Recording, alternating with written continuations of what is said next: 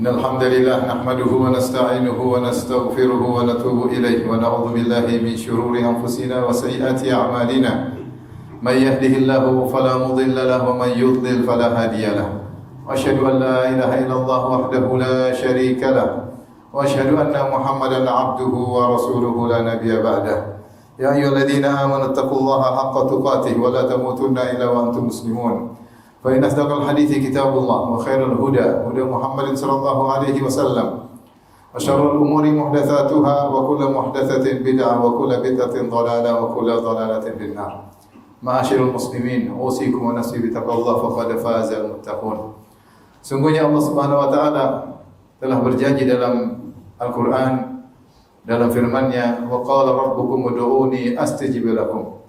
Dan telah berkata, Rabb kalian, berdoalah kepadaku, niscaya akan aku kabulkan. Sungguhnya mengabulkan doa sangatlah mudah bagi Allah, karena Dialah yang Maha Kaya. Allah berfirman dalam hadis qudsi, Ya ibadi, law anna awwalakum wa akhirakum wa insakum wa jinnakum kanu ala sa'idin wahidin fasa'aluni fa'ataitu kulla wahidin minkum mas'alatahu ma naqasa dhalika min mulki. Wahai hamba-hambaku, jika kalian seluruhnya dari yang awal sampai yang terakhir, jin maupun manusia, semuanya berkumpul di atas satu dataran, semuanya meminta kepadaku, lantas aku kabulkan setiap orang permintaannya, maka sungguhnya tidak akan mengurangi kekayaanku sama sekali. Aset Allah tanpa batas, karena Dia adalah yang Maha Kaya. Rasulullah SAW bersabda, Yadullah mal'a, tangan Allah penuh dengan kekayaan. Sahaul laili wan nahar, senantiasa dermawan siang dan malam. Kemudian Rasulullah mengatakan, Ara'aita ma anfaqa mundu khalaqa samawati wal ardh. Coba engkau pikirkan apa yang telah Allah infakkan sejak Allah ciptakan langit dan bumi hingga saat ini. Sungguhnya Allah keluarkan tidak mengurangi kekayaannya sedikit pun. Lantas kenapa sebagian doa-doa kita tidak dikabulkan oleh Allah Subhanahu wa taala? Apakah karena kekurangan aset, kurang kekayaan? Jawabannya tentu tidak. Maka kita sebagai orang beriman yakin bahwasanya ketika Allah tidak mengabulkan permintaan kita di dunia ini, pasti ada hikmah di baliknya. Seperti kita sayang kepada anak kita. Anak kita minta ini, minta anu, tapi tidak semua kita kabulkan padahal kita mampu untuk mengabulkannya. Karena kita tahu yang lebih maslahat untuk anak kita. Walillahil mathalul a'la, dan bagi Allah perumpamaan yang lebih tinggi. Jika seorang hamba minta kepada Allah tidak dikabulkan di dunia, pasti ada hikmah di balik itu. Kemudian Allah telah menjanjikan bahwasanya setiap doa pasti dikabulkan, namun cara mengabulkan Allah sesuai dengan aturan Allah. Dalam hadis yang sahih Rasulullah SAW bersabda, "Ma min muslimin yad'u bi da'watin laisa fiha ithmun wala qati'atur rahim illa ataahu Allah biha ihda thalath." Tidaklah seorang muslim berdoa dengan suatu doa yang dalam doa tersebut tidak ada dosa dan tidak ada untuk memutuskan silaturahmi, kecuali Allah akan kabulkan dengan salah satu 3 model pengkabulan. Yang pertama, kata Nabi SAW, an yu'ajjila lahu da'watahu fid dunya. Allah menyegerakan, yaitu Allah mengabulkan doanya tersebut di dunia. Au an yaddakhiraha lahu fil akhirah. Yang kedua, Allah tidak kabulkan di dunia, tapi Allah tunda di akhirat. Dan yang ketiga, au an yasrifa anhu minas su'i mithlaha, atau Allah palingkan dari dia keburukan yang setimpal dengan permintaan yang dia minta. Maka ketika mendengar hal ini, para sahabat berkata, idzan nukthir, kalau begitu ya Rasulullah, kita doa saja karena pasti dikabulkan dengan salah satu dari 3 bentuk pengkabulan. Kata Nabi SAW, fallahu aktsar, Allah lebih banyak lagi memudahkan. Sebanyak kalian berdoa, Allah akan mudah mengabulkan. Oleh karenanya kita yakin dan kita sadar, sering kita berdoa, sering dikabulkan, dan sering juga kita berdoa ternyata tidak dikabulkan. Yakinlah bahwasanya di balik itu ada hikmah yang lebih baik untuk kita. Jangankan kita, bahkan para nabi yang mereka mujabud da'wat, mereka doanya pasti dikabulkan. Ternyata sebagian doa-doa mereka tidak dikabulkan. Contoh seperti Nabi Nuh alaihissalam. Ketika berdoa untuk putranya, wa nada Nuh rabbahu faqala rabbi inna ibni min ahli wa inna wa'dakal haqq wa anta ahkamul hakimin.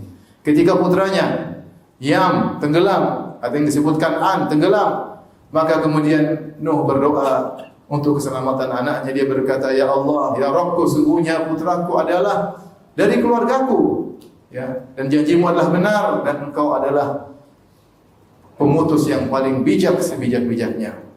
Maka Allah menegur Nabi Nuh. Allah berkata, ya Nuh, innahu laisa min ahlika, innahu amalun ghairu salih, fala tas'alni ma laisa laka bihi ilm, inni a'idzuka an takuna minal jahilin. Wahai Nuh, sungguhnya anakmu itu bukan dari keluargamu. Innahu amalun ghairu salih, sungguhnya dia telah melakukan kafiran.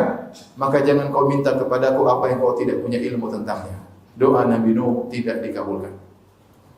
Kemudian juga Nabi Ibrahim alaihissalam dalam doanya ketika Allah berfirman, Allah memuji Ibrahim, wa idh batala Ibrahim rabbuhu bikalimatin fa atammahum qala inni ja'iluka lin-nasi imama. Ketika Ibrahim menjalankan tugas-tugas dari Allah, lantas dia sempurnakan tugas tersebut. Allah uji dengan berbagai ujian kepada Ibrahim alaihissalam dan Ibrahim bisa menunaikannya dengan sempurna. Allah berkata, inni ja'iluka lin-nasi imama.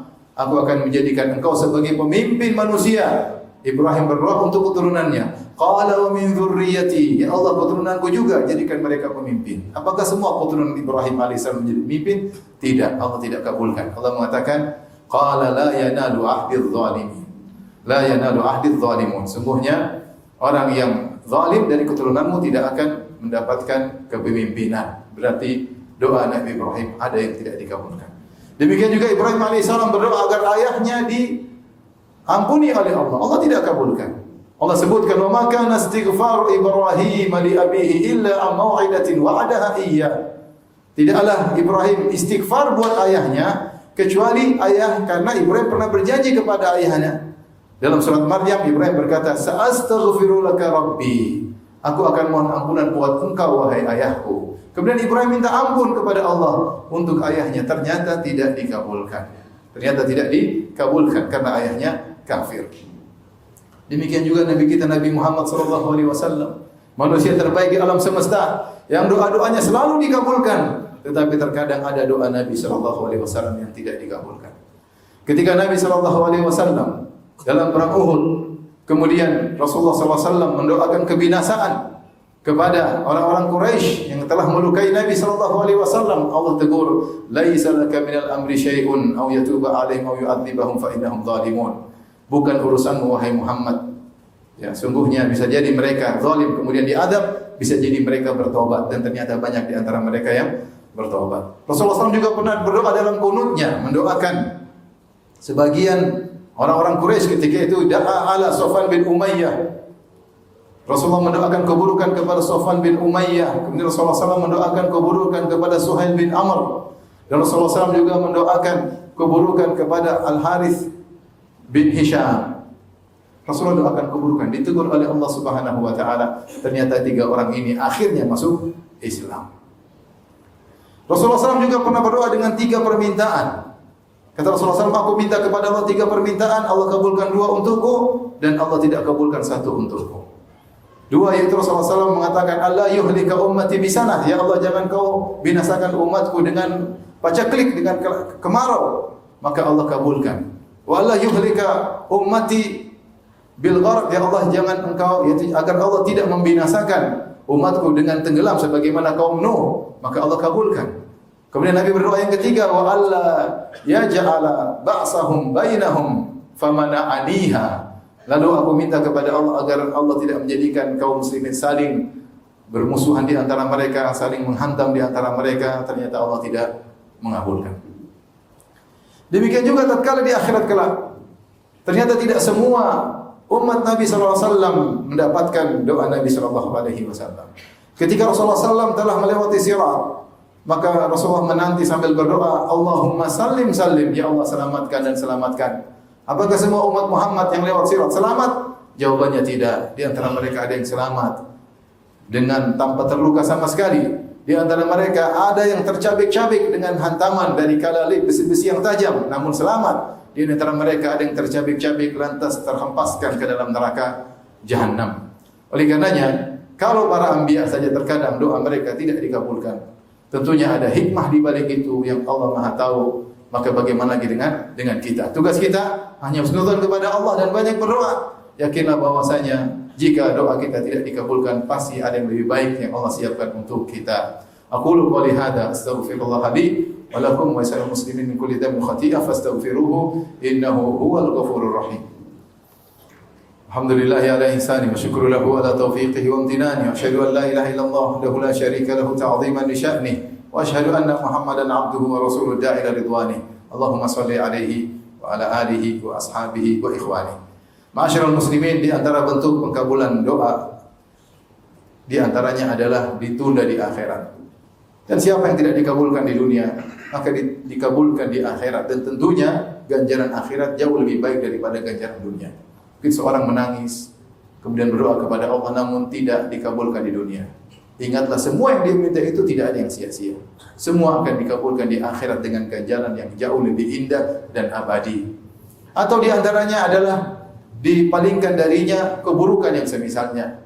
Ada keburukan-keburukan Allah tidak berikan keinginan di dunia, tetapi Allah tunda, Allah palingkan dari dia keburukan-keburukan yang semisalnya yang tidak dia sadari. Ini antara bentuk pengkabulan Allah Subhanahu wa taala adalah dikabulkan di dunia. Dan dikabulkan di dunia ada dua model, langsung dikabulkan saat itu juga. Seperti Nabi Musa alaihissalam ketika berdoa, langsung dikabulkan. Dia mengatakan, Rabbi syrah li sadri wa yassir li amri wahlul 'uqdatam min lisani yafqahu qawli waj'al li waziran min ahli Harun akhi ushdud bihi azri wa asyriku fi amri, dan seterusnya. Yang Allah abadikan dalam surat Thaha. Dia mengatakan, Ya Rabbku, lapangkanlah dadaku, mudahkanlah urusanku, hilangkan kekakuan dari lisanku agar mereka paham perkataanku, jadikanlah Harun sebagai rasul sepertiku. Kata Allah, ya, Allah kabulkan, ya. Qala qad utita su'laka ya Musa, telah diberikan permohonanmu wahai Musa, dikabulkan saat itu juga. Namun terkadang doa Nabi Musa tertunda. Seperti dalam surat Yunus, Nabi Musa berdoa, Rabbana innaka ataita fir'auna wa mala'ahu zinatan wa amwalan fil hayatid dunya.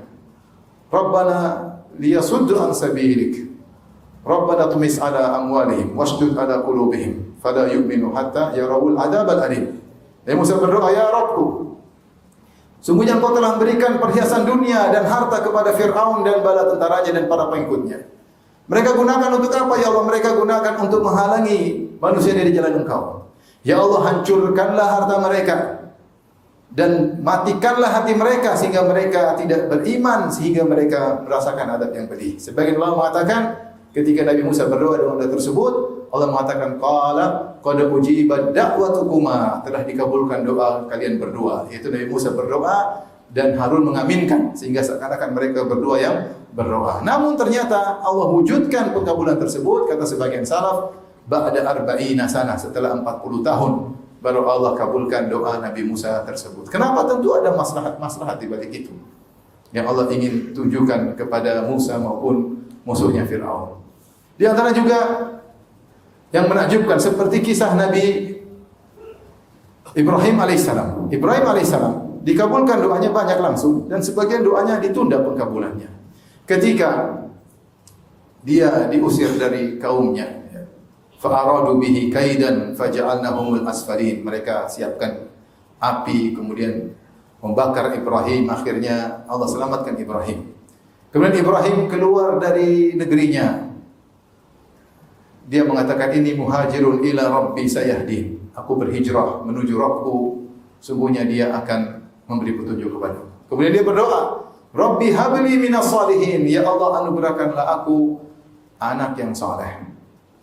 Para ahli tafsir mengatakan Ibrahim mengucapkan hal ini ketika keluar dari Babel, dari Irak, atau ketika dia sampai ke negeri Syam. Itu baru saja dia keluar dari negeri tersebut, dia berdoa. Dan ketika itu Nabi Ibrahim masih muda, karena ketika dia berdakwah dia masih muda. Sebagaimana disebutkan dalam Al-Quran, qalu sami'na fatan yadhkuruhum yuqalu lahu Ibrahim. Kata kaumnya, kami mendengar ada seorang pemuda suka ngejek-ngejek Tuhan-Tuhan kita namanya Ibrahim. Fatan, masih muda, mungkin 20-an. Kemudian dia berdoa, Ya Rabbku, anugerahkan aku anak yang saleh. Kapan dikabulkan? Ternyata anak saleh tersebut baru datang ketika usia Ibrahim 80 tahun. Itu puluhan tahun Ibrahim berdoa, baru dikabulkan setelah puluhan tahun. Kata Allah, fabasyarnahu bi ghulamin halim. Kami beri kabar gembira kepadanya dengan anak yang sangat sabar, yaitu Ismail. Allah tunda, tidak langsung Allah kabulkan doa Ibrahim alaihissalam. Di sini makanya sebenarnya mengatakan fa di sini seperti Ibnu Ashur mengatakan maksudnya maka, bukan Artinya ketika kami ingin beri anak kepadanya, kami beri kabar gembira. Atau Syekh Utsaimin dalam tafsirnya mengatakan maksudnya dengan sebab doanya kami berikan dia anak yang saleh, tapi setelah puluhan tahun. Ada hikmah di balik itu. Seandainya Nabi Ibrahim alaihissalam langsung punya anak dari Sarah, mungkin dia tidak menikah dengan Hajar. Tetapi ketika dia tidak punya anak sampai puluhan tahun, akhirnya mereka punya pembantu namanya Hajar. Akhirnya Sarah kasihan sama suaminya. Akhirnya suaminya disuruh nikah sama pembantunya, Hajar. Akhirnya dia nikah sama Hajar. Akhirnya punya anak namanya Ismail, anak pertama setelah puluhan tahun. Seandainya dia punya anak langsung dari Hajar, dari Sarah, mungkin Sarah tidak mengizinkan dia menikah dengan pembantunya. Tapi Allah tunda sampai akhirnya dia menikah dengan Hajar dan punya anak namanya Ismail. Kemudian Ismail ditaruh di Mekah, kemudian lahirlah Nabi Muhammad SAW. Ternyata di balik penundaan tersebut banyak hikmah. Demikian juga ketika kita berdoa, ternyata ditunda sampai bertahun-tahun.